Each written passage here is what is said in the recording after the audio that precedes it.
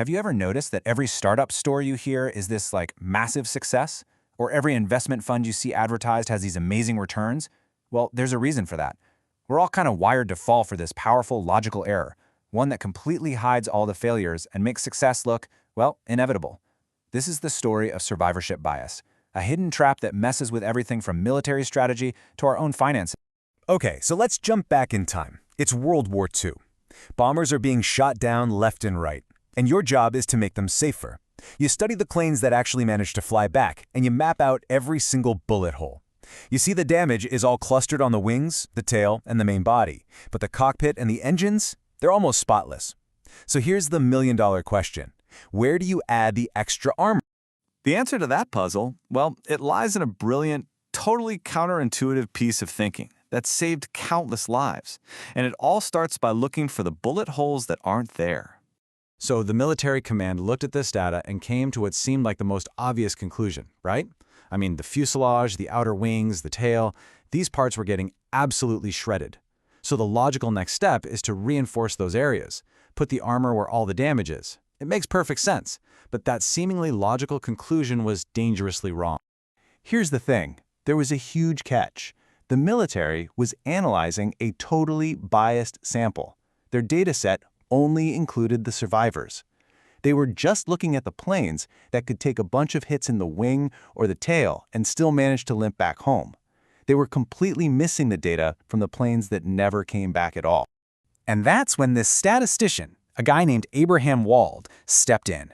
He looked at the exact same data and saw a completely different story. And his insight? It was absolutely revolutionary. He basically told the military they were focusing on the wrong thing entirely. The real clues weren't in the bullet holes they could see, but in the ones they couldn't. And this is what's so cool about it. It just flips the whole problem on its head. Wald realized the bullet holes on the returning planes showed where a bomber could get hit and still survive. But the areas with no bullet holes, the engines, the cockpit, those were the really vulnerable spots. Any plane that got hit there wasn't making it back to be studied in the first place. The missing bullet holes were telling the story of the planes that were lost. So the crucial takeaway was, don't armor the damage you see, armor the empty spaces, because that's where the fatal shots land. So this exact same logical error, this failure to see the missing data, it doesn't just apply to old warplanes. Oh no. It creates this dangerous mirage in the world of finance, and it systematically twists our perception of success and risk. So let's put a proper name to it. Survivorship bias. It's what happens when we make big decisions based only on the winners. You know, the survivors. Because the losers have literally just vanished from our view. We're looking at a totally incomplete picture, and we're treating it like it's the whole story. And the impact of this is just staggering.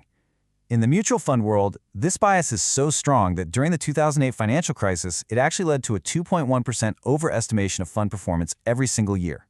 Why? Because the funds that failed spectacularly were just wiped from the databases, leaving behind this much rosier but completely false picture of the survivor.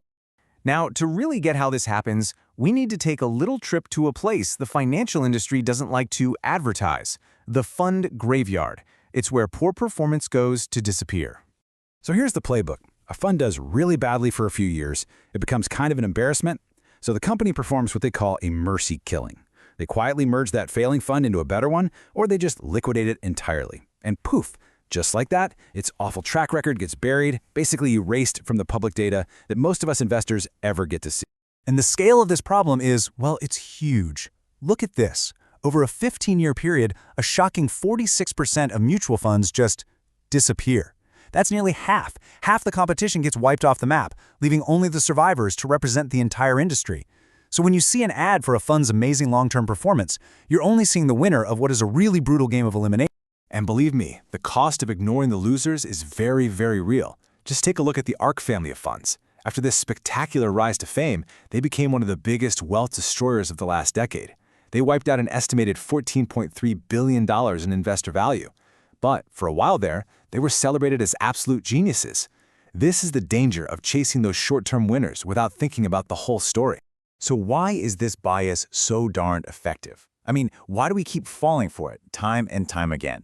Well, the answer is in the shortcuts our own brains take every single day. It's something called the availability heuristic.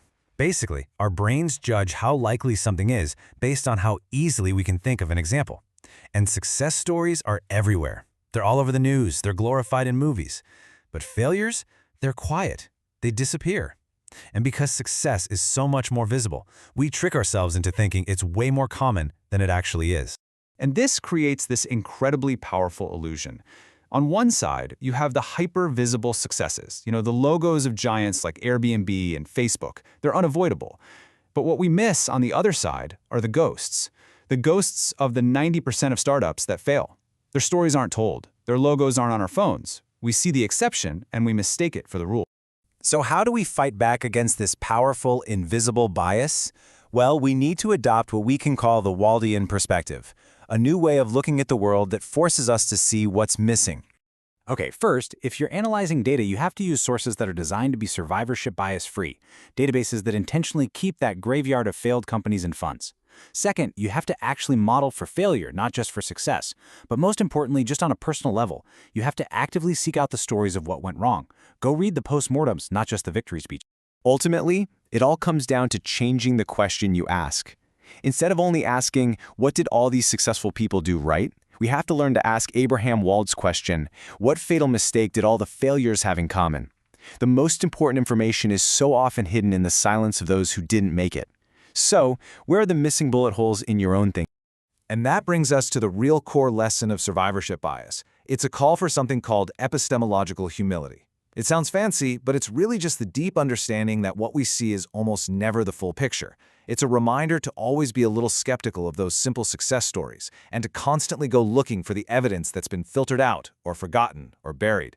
Because more often than not, the most important truths are hiding in what we cannot see.